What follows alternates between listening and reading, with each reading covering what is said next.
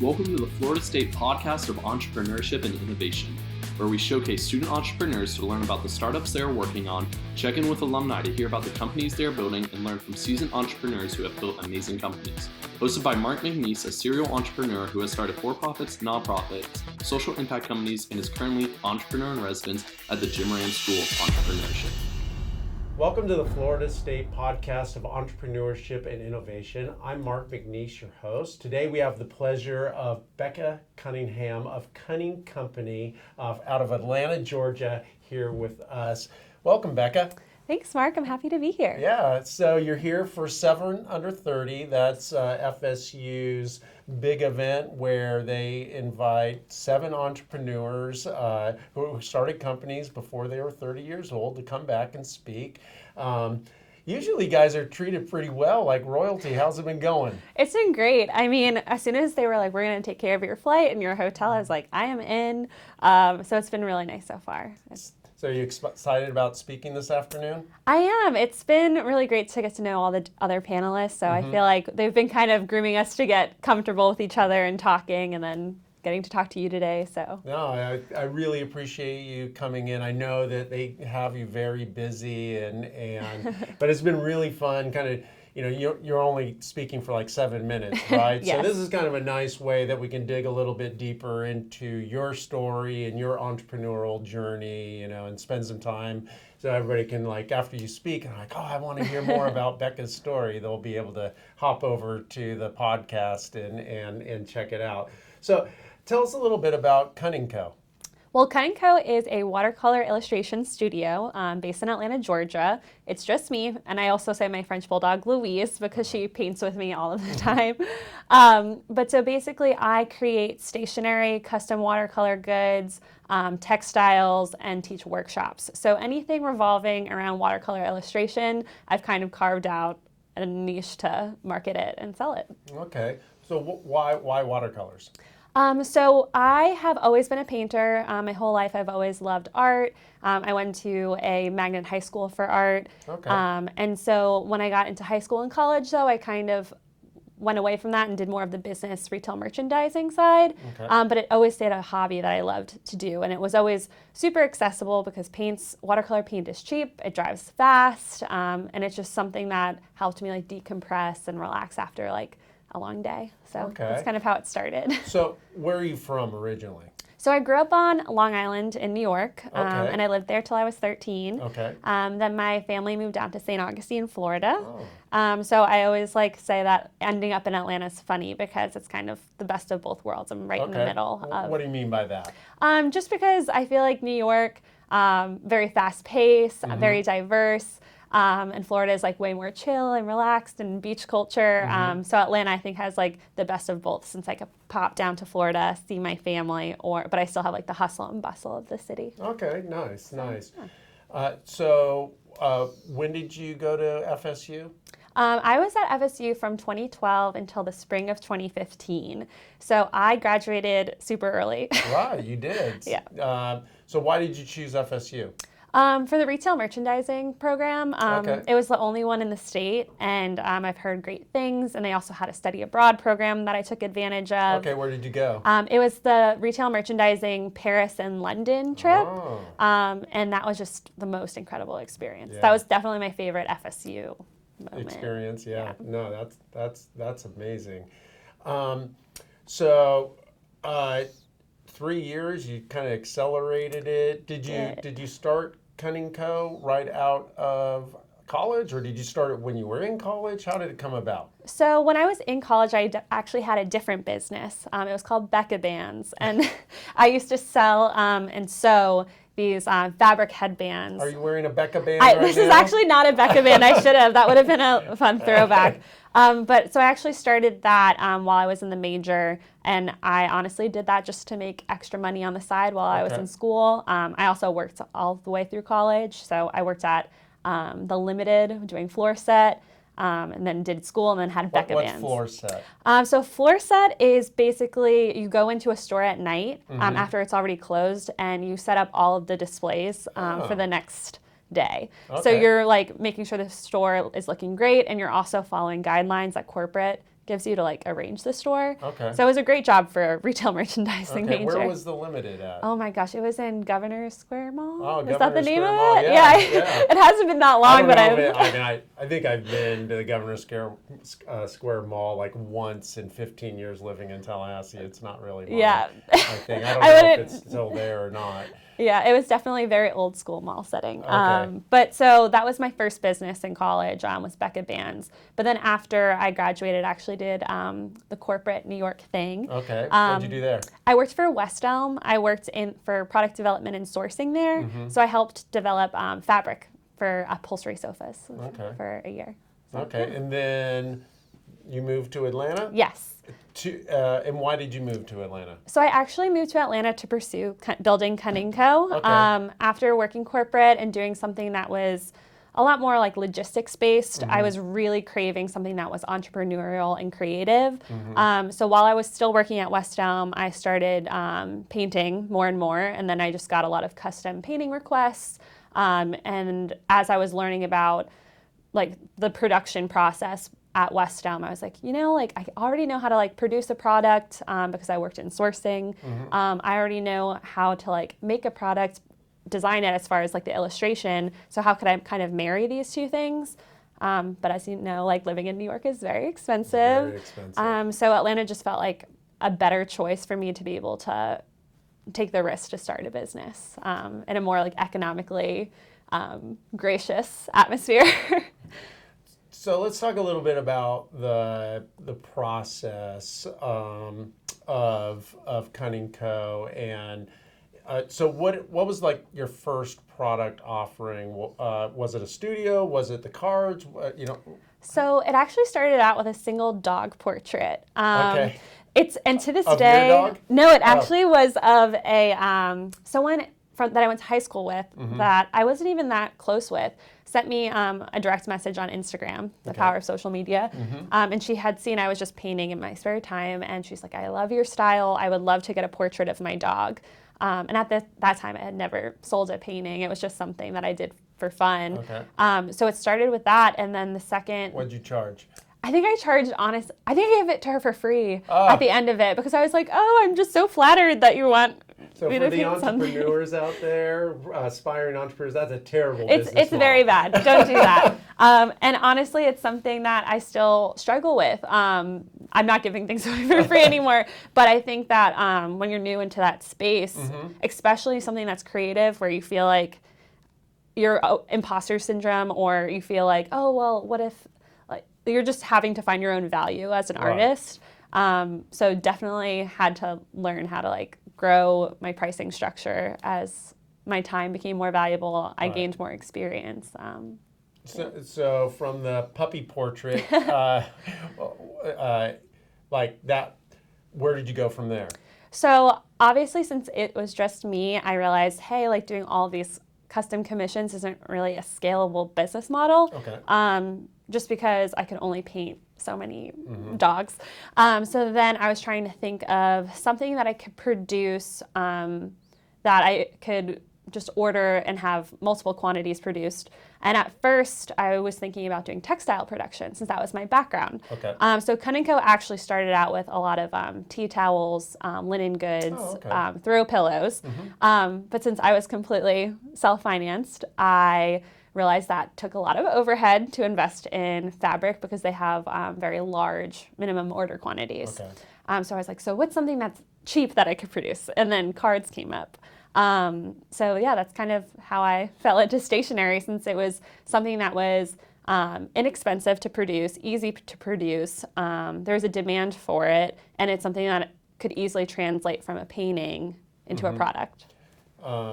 So is this an e-commerce business? Yes. So originally I was doing direct to consumer through my website, but then I found with cards you have to sell a lot of cards to individual people. Right. So then I actually got into wholesaling, which was fantastic because I actually learned a lot about wholesaling in the retail merchandising program. And then while I was building Cunningham in the beginning, I worked at a stationery store.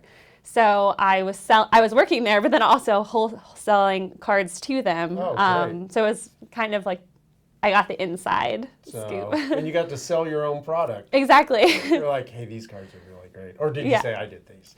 I usually would not say if I that I designed them, because I was always curious to just kind of see like, oh, like why did they pick that card, or they're buying this card with this other brand of card. So I think it would be so hard if somebody like looked at something you did and they're like, oh, that's terrible. Did that ever happen, or like, I don't like that? Honestly, like with stationery people are so nice. And also for a lot of people, it's not a super emotional purchase because it's something that a lot of people actually throw away unless they're putting it on their refrigerator. That's funny. Like when I buy my wife cards, like I spend a lot of time to You're a thoughtful one. I try to pick something that you know, I mean, I know that she's not going to keep it forever, but just something that, like, it's obvious that I spent some time thinking about it, and I didn't just grab something at the gas station. Or Absolutely. Yeah. And I think, like, the good thing is it is an emotional purchase in that way, but it's not like a high investment cost. So it's not like when you're buying the card, they're not like picking apart it. Some of them are really expensive. Yeah, this is true. This is true. I think like the standard greeting card now is around $6. Yeah. So what's your average? So my price point is $4.50. Okay. So I try to be a little bit below like the premium cards. It gives me a competitive edge. Okay. So for those of you watching YouTube, I'll try to get some examples of your cards so we can put them up so you can see them. And what's your website? It's cunningco.com. Okay, cunningco.com. Yes, okay. But I've actually since taken down my online shopping feature. Oh. Because now I'm kind of moving into more of the workshop space as far as my product offerings, and doing more like high-end custom, as well as just doing wholesaling. So. Okay. Are there examples of your work on your website? Yes. Though? Okay. Yeah. So you could see I designed a couple of products for anthropology, so you could see those online. You could also see all the past workshops that I've done, and then my future workshops. Okay. So is that a direct pivot? Like, why would you pivot from the online to more of a studio experience? I think it was honestly like a shift more back towards the art itself and spending more time, because I'm the single illustrator. Right. I find that every season I had to design an entirely new collection of cards for every season, every occasion, and it was starting to show. Since as an artist, you know, you're pulling all this inspiration, but season after season, I was like, wow, like I really want to put more care into my work. So that's when I started doing more custom, like wedding invitations, just custom portraits, a lot of different like wedding gifts, anniversary gifts, things like that. Okay. So let's talk a little bit about the studio experience. Take us through it. Who's your customer? Is it groups or single people? Are you doing classes? What are you doing? Yeah, absolutely. So I would say that my demographic is definitely women.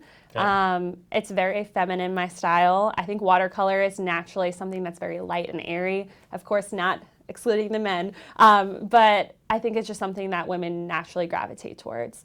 So definitely that space. Also, I realized that a lot of women that buy my work or come to my workshops are people that don't necessarily work in creative industries, but are just really craving accessible art. Sometimes I think the art space could be very intimidating as far as like buying art or like taking an art class. And so I really want to like be an approachable brand. And so I think I very much appeal to like nurses, people that work corporate jobs, because they're like, wow, like I just like this really beautiful, like light, uplifting piece to like put on my desk, or buy a card that has a print on it that I'll save and put on a corkboard later. So what kind of is this a series of classes, or is this an event? So it's an event. Okay. And so it was born after I was doing all the cards and the commissions, and people were like, actually, I really want to learn how to do this because I got so many compliments on this card or painting, and it's just something that I'd be curious on learning. And on my Instagram channel, I would always post a lot of time-lapse videos. Okay. And I think that's when people started requesting the classes. All So basically, it's a very casual community event where you could sign up. All of the supplies are provided in the course cost, and then I provide wine and flowers, and everyone I was just gonna ask, is like a wine and flowers kind of thing? But the thing is, a lot of times with the painting workshops, you don't get to keep the supplies, and it's very much learning just how to paint a specific thing. Whereas this is more of a comprehensive course where I want you to be able to learn the foundations of watercolor so you could go home and continue to paint on your own time. So does everybody paint the same thing? Yes. Okay. So each course is actually tailored to a different subject matter. So for example, and usually it has to do with where I'm hosting it. So each of my workshops are usually hosted at a brick and mortar retail location. Okay. So I partner with local businesses. It's mutually beneficial because it brings customers into the store. They have a couple of glasses of wine and then they go shopping. So for example, I did one in Brooklyn, New York at the West Elm in Dumbo, which is right by the Brooklyn Bridge.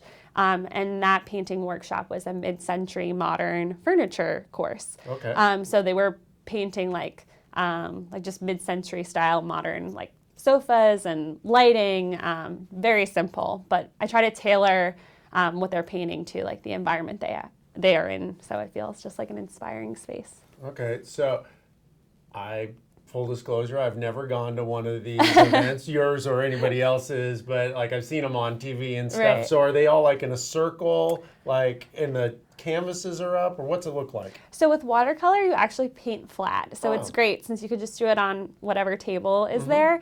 Usually I try to arrange the tables in a way that everyone is able to talk to one another. Okay. So usually I'll do a little square shape so people could see each other interact, and then I'll walk through and give guided instruction. Has somebody ever spilt their wine on the table and on somebody's Oh my work? goodness, not yet. That would be me. But at the same time, it's a very non-intimidating atmosphere. So it's if that were to happen, I'd be like, okay, we'll make that into a flower, Okay. something. That's what I was invited to the governor's mansion, and I was sitting next to the first lady, and I tried to cut my fish, and it slipped. Oh, no. And my fish jumped over. She was very gracious about it. That's She's so funny. but yeah, I'm not the most graceful guy in the world. So and yeah. So is there a cost? I mean, obviously there's a cost, but there's a cost, and is it all the wine you want to drink, or how's it work? Right. So when coming up with the pricing for it, it seems obviously like it'd be hard, right? It was difficult because I want to be able to buy materials that are high quality, and then I also want to provide enough wine, but I still have to make a profit. Right. Exactly. So as far as the wine, I just go to Trader Joe's and I load up on a $2 check. And everyone seems fine with it. It's $2.99 check. I know, what's happening. But so as far as that goes, I build that into the cost of the courses. But then also just keeping in my margin, I definitely have to account for my time, and not even just the time of the workshop, but it's the time setting up, the time to make the course packet, the time it took just to go to Trader Joe's to buy the $2 check. So factoring all of those things into my overall cost. So you've been doing this since what year? So Cunningham started in 2016 officially as the LLC. This pivot where you're moving from the cards to the experience, how long you been doing that? So the first workshop launched in 2017. Okay. So I quickly realized I wanted to transition from a purely product-based business into a more service-based business a year in, since as I was thinking about how I wanted to scale and grow. And also, I really think that my purpose is deeply tied to building community. I'm an extrovert. I love talking to people. And I also really want everyone to be able to feel like they're creative. Because I think that when I was working my corporate job, it's really easy to feel pigeonholed, oh, I'm not creative because I'm not in a creative titled job. So it became really important to me. I want people to feel like they have a space that no matter what their job is, they could come and paint and learn something new and be creative. So how how many of these are you doing a week or a month? So I did 7 classes last year in total. So it's a very like exclusive premium experience that I put a lot of thought into. So it's not something that I'm just like churning out. And it's kind of a great balance because I have the workshops, then I'm working on a commission, then I'm selling like a design. My biggest client to date has been Anthropology, so doing work for them. So it's a really cool business because every day is different. I'm always using a different part of my brain, but all of it at the end of the day surrounds watercolor illustration, which is my passion. So do you have to have a second job, or is this your only thing that you're doing? So this was the only thing I was doing for around 2.5 years. Okay. But because I am completely self-funded, I've worked since I was 15 years old. My first job was at a Chick-fil-A. I recently went through like some difficult life changes that made it necessary for me to get a second job. So I actually also work at a social media consulting agency. Okay. And our CEO, Chantel, was actually on the 7 Under 30 panel a couple of years ago. Okay. So it's been great because what's the company name? It's called Imagine Media Consulting. Okay. And it's been incredible because I came into that job and she knew that I was an entrepreneur and I had my own business, and she really empowered me to continue building my own business while also working full-time at Imagine. So I think it's important too to just convey that you could still be a business owner and have to absolutely. work. So, there's many of, I would say us, I've done it, owning a business and having a job, and it's tough. So what's been some of the biggest challenges that you've faced with Cunningham Co.? I think definitely shifting my offerings, because at first when I thought, okay, I'm leaning 100% into cards, and then when I was reaching certain roadblocks, I had a choice. I was thinking, okay, I could hire other designers to produce more products, but then I'm losing control of like the aesthetic. And so I think like being willing to shift, since I think as an entrepreneur, sometimes you can get so attached to the idea of what you wanted your business to initially be. So just allowing myself the freedom and the flexibility to be like, Cunningham Co. could be anything, and it could change and it can evolve. Since sometimes, for some reason, I think it's also the expectation of like, oh, other people already identify me as a stationery brand. How am I going to start doing workshops? Like, is this going to be something people understand? So that was a challenge. And also just the feast or famine mentality. It's sometimes business is really great, and then other times there's slower months. I would imagine holiday times is crazy busy. So you're ramping up. Yeah. And especially with gifting, personalization is so important now. So everyone wants something custom. Yeah. The custom dogs, custom anniversary gift. So yeah, the holidays are great. January 1, not as ideal, but yeah, I would imagine. Yeah, New Year's Day and then for a while. But and I don't think you answered this. Is it usually groups of people who all know each other come in? Is that your normal, or is it you're marketing it to individuals? So sometimes people will come in with a group of friends, but I've actually found a lot of people that take my workshops are individuals, which I wasn't expecting, because obviously trying something new by yourself could be really intimidating. Yeah, I would imagine so. And it was very cool. Since the first time I held one, I think it was probably 70% of the people there were just there trying something new for the first time by themselves. Maybe it was that they were new to Atlanta, or the city that we were in at the time, and so they wanted to meet friends, or maybe some of them went to art school when they were younger, but haven't picked up a brush in 20 years. I had one woman that came for her 60th birthday, and she came by herself, and she was like, I just wanted to do something just for me, and just, I thought that was incredible. Have you ever had a student where you're just like, wow, they're a natural? They're amazing. Yeah. It's always interesting too, because when that happens, I'm like, you should be teaching this class. But I think too, I am a strong believer that everyone could paint. I think obviously there's people that are extremely gifted, but just like any other sport or activity, the more time that you pour into it, the better and easier it's going to get. Have you ever had somebody be so awful they cried? Oh my gosh, no. That's when like you just keep pouring their wine and they're suddenly fine with it. Here's your own bottle. Yeah. No. So it's always a very happy, positive environment. And even if people are being hard on themselves, like they're like, oh, I don't like how this is coming out. It's usually like a very communal atmosphere where someone's like, well, mine is messed up too. And then it becomes a dialogue and there's probably a lot of laughter. Oh yeah. I try to be like Bob Ross. I'm like, there's no mistakes, just happy accidents. Happy accidents. You say you were at St. Augustine, right? Yes. Isn't there a restaurant called Columbia or something? It's a Spanish restaurant. And they have a portrait in there that was done with coffee.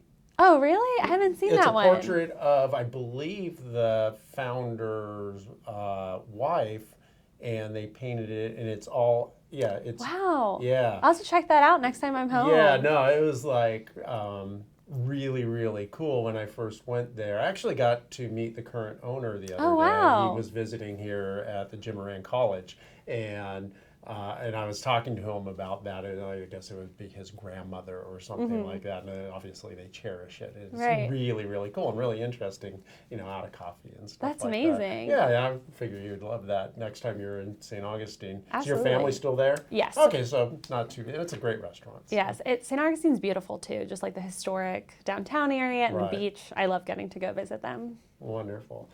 So. Tell me a little bit about your experience at FSU. Do you feel like it helped prepare you for what you're doing now? Is there any faculty or staff that like really encouraged you along the way that you like to acknowledge? Absolutely. So my time at FSU in the retail merchandising program was so valuable. I was only here for 2.5 years, but the program really emphasized doing an internship. Actually, the whole last semester of the program is an internship. And I think that having that opportunity set me up for so much success, because that's actually when I did my internship with anthropology up in Philadelphia. And the connections I made through that internship landed me my first collaboration with them to sell my artwork to be produced on holiday product that was in stores internationally. Oh, wow. So having the opportunity to have an entire semester to dedicate to an internship, I think that was probably the most valuable. And then also the study abroad program. And while I was on study abroad, I had two professors that were incredible, Gail Steed and Undot Kim. Oh, okay. And so being with them over there was so, like, they're true retail professionals. Wow. They're experts in their industry. And just getting to be in a different country with them, learn from them, hear about their experiences, and build relationships with them in a really personal way was just made me feel like, okay, like I have people in my corner that are just like full of wisdom about retail, merchandising, product development. No, they're wonderful. Trend forecasting. Have you seen them since? I haven't yet. You'll probably see them this afternoon. Yeah. Do you know that the retail school is now part of the Jim Moran College? So I work with them. Oh, very cool.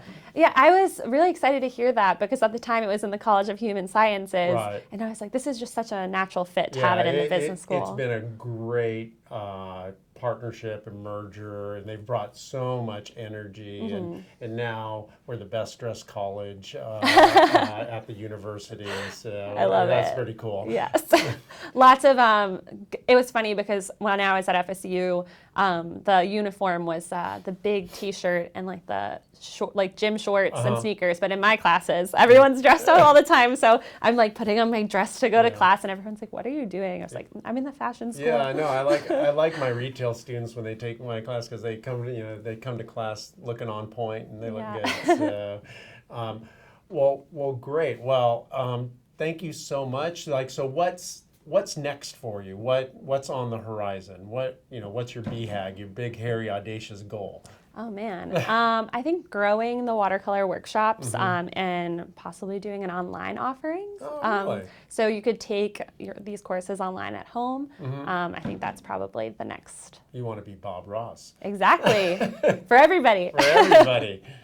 Okay. So just growing that and learning as much as I can from Imagine Media as well, since social media marketing is the future. It is. So just learning how to dovetail that into my business and continue to grow. Wonderful. Well, I look forward to hearing you speak this afternoon, and I'll be the one applauding the loudest when you're done. So thank you so much for coming Wonderful. in. Thank you so much for having me. Thanks, Becca. Thank you for joining the Florida State Podcast of Entrepreneurship and Innovation. If you would like to be notified of new episodes, please subscribe via your favorite player. Also, if you like the podcast, please take the time to share it on social media, give it a 5-star rating, and review it on iTunes, Stitcher, Spotify, YouTube, or wherever else you enjoy your podcasts. This will help us get the word out to other entrepreneurs that the FSU Entrepreneurship Podcast has been launched.